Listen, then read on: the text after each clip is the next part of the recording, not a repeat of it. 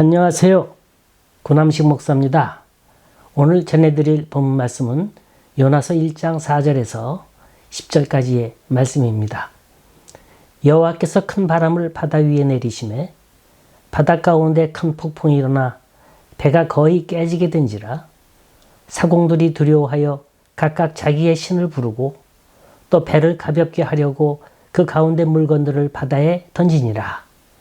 그러나 요나는 배 밑층에 내려가서 누워 깊이 잠이 든지라 선장이 그에게 가서 이르되 자는 자여 어찌함이냐 일어나서 네 하나님께 구하라 혹시 하나님이 우리를 생각하사 망하지 아니하게 하시리라 하니라.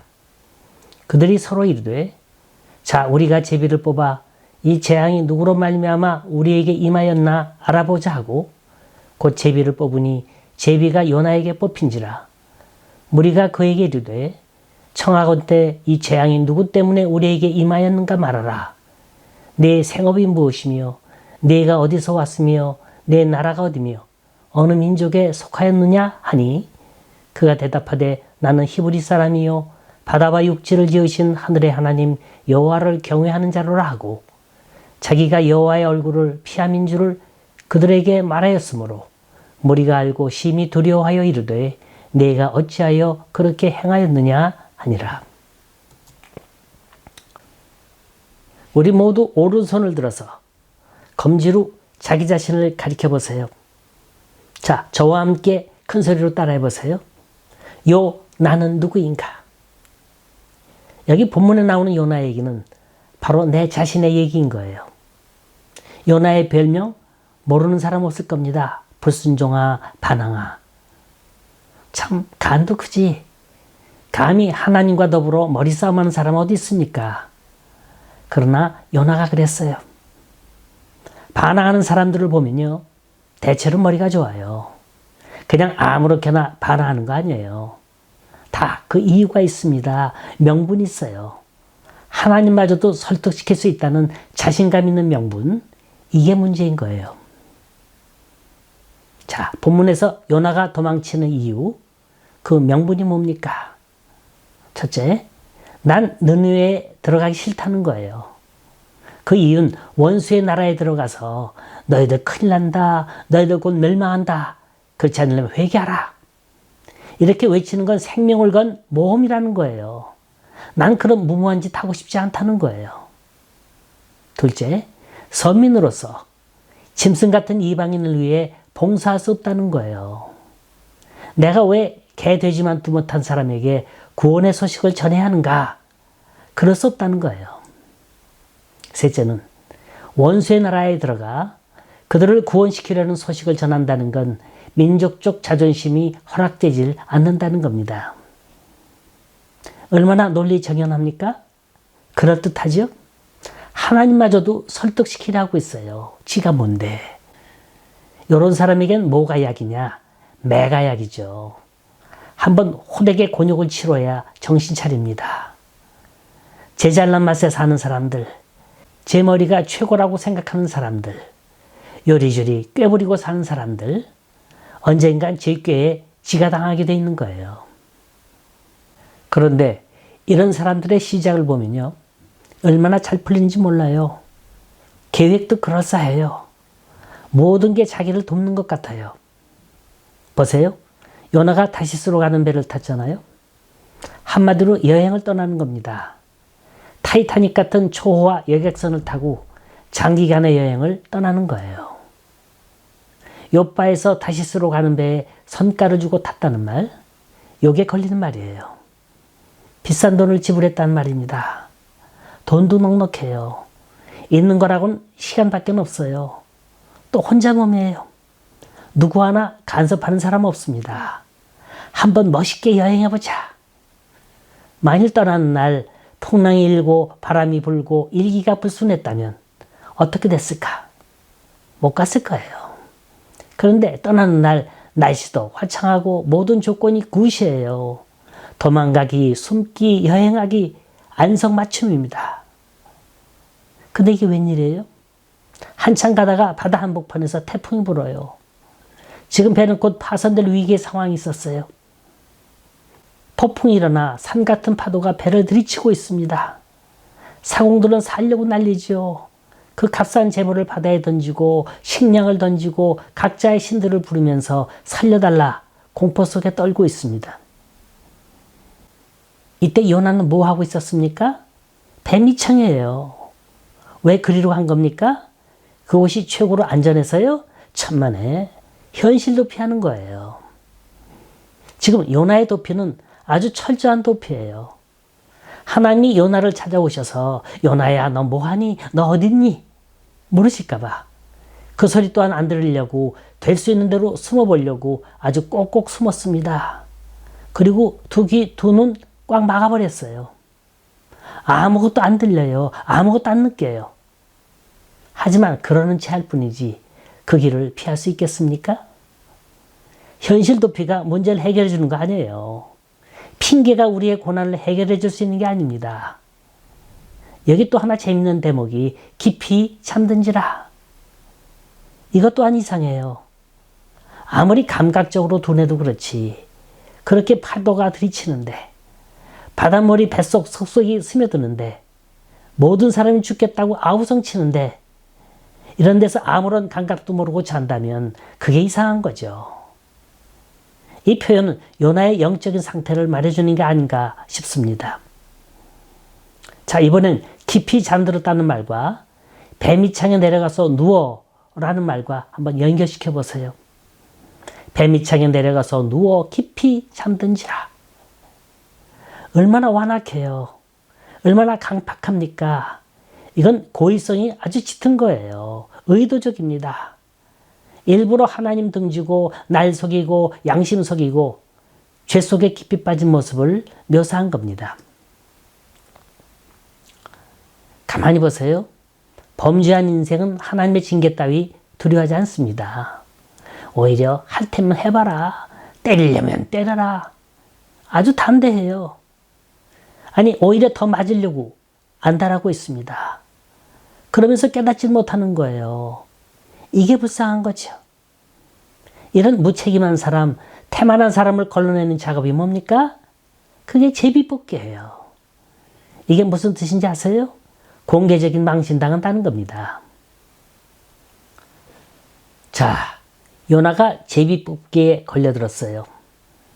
이 제비를 뽑은 목적은 바다에 큰 재앙이 온 게 누구 때문인지 밝히자는 거였어요. 이 배에 탄 무리들은 태풍이 불어오고 배가 파손되는 위기가 오자 자기들의 믿는 신들에게 부르짖는 거예요. 살려달라고. 이 재앙을 멈추게 해달라고. 거기에 얼마나 많은 신들이 있었겠습니까? 바다의 신, 육지의 신, 파도의 신, 별의 신들이 다 있었을 거예요. 하지만 아무리 외쳐도 소용없는 거예요. 그런데 이상하게도 누가 먼저 말을 꺼냈는지 모르지만 이 배 안엔 아주 특별한 사람이 탔다는 거예요. 사람을 죽여도 아주 수십 명을 죽인 흉악범이라든지 정치범이든지 아니면 사상범이라든지 그런 사람이 꼭 있을 거라는 거예요. 바로 그 사람 때문에 이런 사단이 벌어졌다는 겁니다. 그래서 제비뽑기를 했잖아요. 여기에 요나가 걸려들었습니다. 얼마나 요나가 원망스러웠겠습니까? 이들은 지금 생사의 갈림길에서 싸우고 있어요. 배 안에 있는 비싼 물건들은 다 바다에 던졌어요. 배가 언제 가라앉을지 한 치 앞도 모릅니다. 계속 태풍은 불어오고 있어요. 모두가 한결같이 신경이 날카로운 상태입니다. 이렇게 생각하면 됩니다. 북한의 인민재판이라는 게 있잖아요. 죄 지은 사람을 마당 한가운데 세워놓고 그 사람에게 자아 비판하는 거예요. 너 이름이 뭐냐? 뭐 하는 사람이냐? 내 사상이 뭐냐? 무슨 죄를 저질렀냐? 우리는 그 사람이 대답하는 꼭 그 시기입니다. 여기 8절에서 10절까지를 보면 모두 7가지의 질문을 벌입니다. 요나의 청문회에 7가지 질문이 던져진 거예요. 제 성경책에는 그 위에다가 하나하나 그 번호를 제가 매겼어요. 1.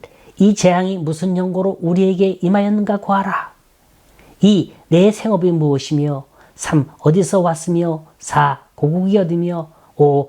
어느 민족에 속하였느냐? 6. 내가 어찌하여 이렇게 행하였느냐? 7. 너를 어떻게 하여야 바다가 우리를 위하여 잔잔하겠느냐? 이 질문들을 한번 분석해 봅니다. 오늘날 우리들이 정치인들을 불러놓고 인사청문회 하는 그런 식의 느긋한 장면은 전혀 볼 수 없어요. 아주 절급해요. 지금 배가 다 깨어져 가고 있는 상황입니다. 빨리 재판에서 결론 맺어야 그들은 삽니다. 한마디로 빨리 저놈 죽이라는 거예요. 그 다음은 그 사람을 한 사람의 인격자가 아니라 죄인으로 단정하고 신문하는 겁니다. 너 무슨 큰 죄 저질렀는지 이실직고 하라는 거예요. 그리고 또 한 가지, 한결같이 묻는 질문이 요나의 양심을 찌르는 질문이에요. 자존심을 짓밟는 질문입니다.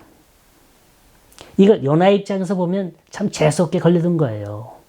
그야말로 잠자다가 봉창 두들기는 소리입니다. 여기엔 두 가지 대답이 있어요. 하나는 철두철미하게 자신을 부정하는 거예요. 나 아무 죄도 없어. 날 어떻게 해봐야 달라지는 거 아무것도 없어. 이 재앙이 나와 무슨 상관이 있단 말이냐. 괜히 오버센스 하지 마라. 당신네들 내가 죄 짓는 거 봤어? 무슨 증거라도 있어? 이렇게 말할 수도 있는 거예요. 사실 요 나의 죄라 한다면 세상 사람들이 생각하는 죄하고는 거리가 먼 거예요. 남의 것 훔치지도 않았고 누굴 때리거나 죽이지도 않았고 무슨 사기죄를 벌였거나 정치범, 사상범도 아닙니다. 그저 하나님 명령 불순종하고 떠난 것밖에 없는 거예요. 또 하나는 요나가 믿는 하나님하고 그 무리들하고 무슨 상관이 있습니까? 당당하게 나 아무 죄 없어. 이렇게 말해도 되는 상황이에요. 근데 요나는 어떻게 했다고요? 이 청문회를 통해서 하나님이 자신의 양심의 문, 신앙의 문을 두드리는 소리를 들었다는 겁니다. 이제 빼도 박도 못해요. 빠져나갈 길 없습니다. 막다른 골목이에요. 하나님 명령 불순종하고 내 멋대로 한 최후가 어떻다는 걸 이미 직감하고 있었어요. 그리고 하나님의 진노의 채찍을 피하고 싶은 생각 없었습니다. 체념했어요. 완전히 하나님 손에 붙들린 순간이에요. 죽음을 각오한 순간 앞에 뭐가 거리낄 게 있겠습니까? 있는 그대로 다 풀어놓는 거예요. 솔직담백하게 다 부는 겁니다. 그런데 여기 요나의 대답을 분석해 보세요. 요나는 그저 단순하게 있는 그대로 말했을 뿐입니다. 허나 이건 그의 신앙 고백이었어요. 그들이 듣거나 말거나 믿거나 말거나 그 한 최후의 진술은 여호와 유일신 하나님을 소개하는 자리가 됐다는 겁니다. 자, 이 부분도 번호를 매겨서 쪼개보세요. 1. 나는 히브리 사람이라. 2. 나는 바다와 육지를 지으신 하늘의 하나님 여호와를 경외하는 자다. 3. 나는 여호와의 낯을 피하다가 결국 이렇게 되었노라. 세 가지 얘기를 했는데 하나도 비굴함이 없습니다. 당당해요. 까짓것 죽는 마당에 무슨 말인들 못하겠습니까? 그런데 이 말에 무서운 파괴력이 있었다는 거예요. 예리한 칼 같아서 심령 골수를 찔러 쪼개고 남음이 있었습니다. 좀 더 구체적으로 설명해 볼까요? 난 히브리 사람이라. 이 말을 영어 성경에서는 pass beyond immigration이라고 그랬어요. 멀리서 이주해온 사람, 그런 뜻입니다. 유브라데스 강과 요단강을 건너 약속의 땅을 찾아온 선민, 하나님의 신비로운 인도함을 받은 백성, 그런 뜻이에요. 다음으로 바다와 육지를 지으신 하나님의 종이라는 거예요. 당시 이방인들이 믿는 신은 지극히 한정적이었어요. 바다의 신, 육지의 신, 파도의 신, 따로따로 믿었습니다. 지극히 국한적인 신이었어요. 그러나 요나가 믿는 신은 왕 중의 왕, 신 중의 신이었어요. 이 모든 걸 다스리는 최고의 하나님이란 말입니다. 거기다가 마지막 한마디 요나의 진술. 당신네들이 이 재앙이 무슨 이유인지 그 연골 물었지? 그 까닭을 물었지? 그건 다름 아닌 내 잘못 때문이라고. 그 위대하신 하나님의 명령을 어긴 것 때문에, 불순종한 것 때문에 이런 일이 일어난 거라고. 그 이유까지 풀어주니 얼마나 놀라겠습니까? 성경을 보면요. 항상 변화의 역사는 언제 일어나느냐 하면 하나님을 제대로 믿고 깨닫고 고백했을 때 일어났음을 볼 수 있습니다. 날 둘러싸고 있는 모든 가면을 벗어 던져야 되는 거예요. 이기심, 자존심, 수치심 이거 다 벗어 던져야 하는 거예요. 현재 있는 그 모습 그대로 나오는 거예요. 있는 그대로 하나님을 받아들이는 거예요. 내 주위에 누가 있건 내 주위에 무슨 사건이 벌어지건 그건 다음 문제입니다. 난 누구인지, 나는 하나님과 어떤 관계를 맺고 있는지, 내 신앙의 자세는 어떠하며 내 마음속엔 어떤 의식이 자리 잡고 있는지 이건 아주 중요한 질문입니다. 내 위치, 내 모습을 봐야 진정한 고백이 나올 수 있는 거 아닙니까? 이 세상엔 방향 감각 없이 사는 사람 얼마나 많은지 몰라요. 내가 어디 있는지, 뭘 하고 있는지, 지금 나이가 어떤 문제가 있는지 그것조차도 파악하지 못하고 무턱대고 도와달라 그래요. 특히 신앙의 세계, 영적인 세계는 아무렇게나 하나님 만나는 게 아닙니다. 준비된 자에게, 기다리는 자에게, 깨닫는 자에게 나타나시는 거예요. 베드로가 예수님을 처음 만났을 땐 깊은 바닷속에 그물을 내렸을 때입니다. 전날 밤 하루 종일 그물을 내리고 거두고 했어요. 그런데 주님이 나타나신 거예요. 깊은 곳에 그물을 내려라. 아니 이건 상식에도 어긋난 일이에요. 그 시각 깊은 곳엔 물고기가 없다는 건 바닷사람이라면 누구나 다 알고 있어요. 그렇다면 몇 마디 대꾸라도 있을 텐데 이상하게도 그날만큼은 그렇지 않았다는 거예요. 아무 말 없이 순종했어요. 이때 베드로의 고백입니다. 주여, 내가 말씀에 의지하여 그물을 내리겠나이다. 아직 당신이 누군지는 잘 모르지만 한번 당신의 말씀을 믿어보겠습니다. 그랬더니 그물이 찢어지게 많은 물고기가 잡혔다는 겁니다. 한번 물어볼게요. 이 장면을 머리에 그리면서 답해보세요. 이 상황에서 프로페셔널한 어부가 그 낯선 사람에게 물을 수 있는 질문이라면 뭐겠습니까? 아주 상식적인 거예요. 아니, 여기에 물고기가 있다는 걸 어떻게 아셨습니까? 나는 밤새껏 했는데도 한 마리도 못 잡았는데, 아니, 어디서 고기 잡으시다 오신 분입니까? 어떻게 그렇게 잘하십니까? 이런 물음을 해야 이게 정상적인 질문 아닙니까? 그런데 베드로의 그 다음 대답은 상당히 파격적이었어요. 예상 밖이었습니다. 이와는 영 동떨어진 동문서답의 대답을 하고 있는 거예요. 주여, 나를 떠나소서. 나는 죄인입니다. 고기가 엄청나게 많이 잡힌 장면에서 갑자기 튀어나온 고백. 나는 죄인이라는 거예요.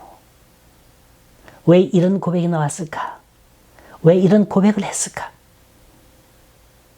베드로는 그 순간 자기 앞에 서 있는 낯선 젊은이를 단순한 나사렛 몫으로 본 게 아니었다는 거예요. 그때 그는 앞에 서 있는 분이 하나님이시라는 걸 알았습니다. 바다를 알고 우주를 창조하시고 모든 걸 지배하신 하나님인 줄 알았습니다. 이게 믿음이에요. 하나님의 실존 앞에 어리석은 내 자신을 바라보고 내가 죄인입니다. 고백할 수 있는 그 순간의 포인트. 그게 믿음이라는 거예요. 요나는 자신의 죄를 묻는 청문회 앞에서 솔직하게 그대로 다 고백합니다. 내가 하나님의 낯을 피하려다가 그렇게 됐다고. 하나님께 불순종하다가 이런 벌 받았다고. 선지자의 솔직한 회개죠. 근데 보세요. 재밌는 건 10절에 그 배 안에 있는 무리들이 요나의 말을 듣고 심히 두려워했다는 거예요. 여기서도 의문 나는 게 도대체 두려워해야 할 대목이 뭡니까? 그래, 내가 그렇게 하다가 그렇게 됐어? 그럼 넌 죽어야지. 이렇게 넘어가면 그뿐이에요. 사실 요나가 믿는 하나님과 그들이 무슨 상관이 있습니까? 나라도 다르고 믿고 있는 신도 다릅니다. 그런데요, 요나의 고백 앞에 사람들의 마음이 움직이고 있었다는 거예요. 당신네들 나에게 무슨 죄를 저질렀느냐 물었지? 그렇소. 죄라 하면 하나님의 말씀 거역한 죄밖에 없어. 여기서 그들은 다시 한번 놀랍니다. 아니, 하나님의 말씀을 거역한 선지자에게 이 정도로 진노하시는 하나님이라면 그럼 우리들은 말해 무슨 말이? 날마다 죄를 먹고 마시며 타락할 대로 타락한 자신들에겐 얼마나 크고 무섭게 진노하시겠어요. 하나님이 요나의 죄를 먼저 들춰낸 건 그 배에 탄 사람들에게 아무 죄가 없었기 때문이 아닙니다. 먼저 요나의 죄를 들춰내심으로 하나님이 어떤 분인가를 깨닫게 했던 거예요. 선지자의 회개는 그 어떤 설교보다 힘이 있습니다. 하나님은 불신자에게 하나님을 전하기 전에 먼저 내 자신의 죄부터 자복하기 원하세요. 자기들은 말씀대로 살지도 않으면서 죄 없는 사람인 양 행세하는 것보다 더 하나님을 기만하는 건 없는 거예요. 바깥 세상을 변화시키기 전에 믿는 너부터 변화라는 거예요. 남 탓하지 말고 네 탓하라는 거예요. 남의 잘못 들춰내지 말고 내 부족함 깨달으라는 거예요. 여기에 진정한 변화가 있는 겁니다. 자, 오늘 말씀의 클라이맥스입니다. 네가 어찌하여 이렇게 행하였느냐? 바로 이 대목이에요. 우리야 하나님을 모르니 죄를 밥 먹듯 할 수밖에 없다지만 넌 하나님의 선지자라면서 왜 말씀을 거역해서 우리를 다 죽게 만드느냐? 아주 무서운 말입니다. 세상의 빛과 소금의 역할을 해야 할 자가 누굽니까? 바로 우리 믿는 자들이에요. 은혜와 사랑은 교회에서 세상으로 흘러들어가는 거지 바깥 세상에서 교회로 흘러들어가는 게 아닌 겁니다. 믿지 않는 사람들은 우리를 향해서 어떤 기대를 갖고 있어요. 예수 믿는 사람들은 적어도 이 정도는 돼야지, 이 정도는 살아야지, 이 정도는 해야지 하는 기대치가 있습니다. 그래도 너희는 하나님을 안다고 하는 사람들 아니냐? 그렇다면 우리와는 뭔가 좀 다른 게 있어야 될 거 아니냐? 이 말을 한 문장으로 엮은 말이 내가 어찌하여 이렇게 행하였느냐 하는 말입니다. 그렇지 않아도 살기 힘든 세상인데 믿는 사람마저 하나님의 낯을 피하고 산다면 이 세상은 더 이상 볼 것 없는 세상이 되고 맙니다. 그렇다고 도망친다 해서 갈 곳이 있을 것 같아요? 하나님의 음성을 피할 수 있을 것 같습니까? 천만에. 요나가 이 침체의 늪을 벗어나는 건 스스로 하나님의 포로가 됐다는 사실을 깨닫고 난 후부터였어요. 이젠 다 틀렸구나. 이젠 도망칠래야 도망칠 수가 없구나. 이때부터 요나가 달라지기 시작합니다. 그렇다고 문제가 다 끝난 건 아니었어요. 하나님 더 철저한 회개를 원하셨던 겁니다. 하지만 전하고 달라진 점이 있다면 전에는 모르고 맞았지만 지금부터는 알고 맞는 거예요. 여기엔 엄청난 차이가 있습니다. 오늘 말씀의 제목을 요나의 청문회라 그랬죠?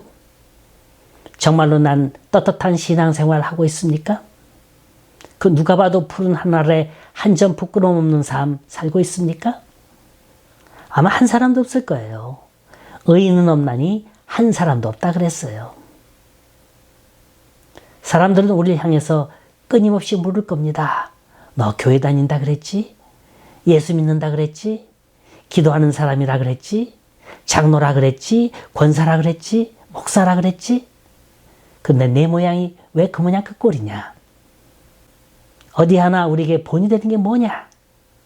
너 하나 잘못함으로 우리까지 고통받고 있다는 걸 넌 아느냐 모르느냐? 내 행동 하나하나가 얼마나 우리에게 영향을 주는지 아느냐? 참 제대로 믿는다는 게 이렇게 힘든 거예요. 자, 묻습니다. 난 누굽니까? 하나님과 어떤 관계를 맺고 있습니까?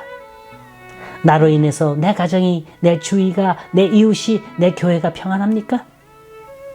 아니면 불안합니까? 나는 교회의 일꾼입니까? 아니면 남에게 걱정만 끼치는 일감밖에는 되지 않습니까? 그 어느 것이건 간에 중요한 건 하나님을 향한 나의 고백입니다. 정말로 하나님을 내 인생의 동반자로, 구원자로, 그리고 아버지라 고백할 수 있는 우리의 고백이 될 수 있기를 간절히 소원합니다.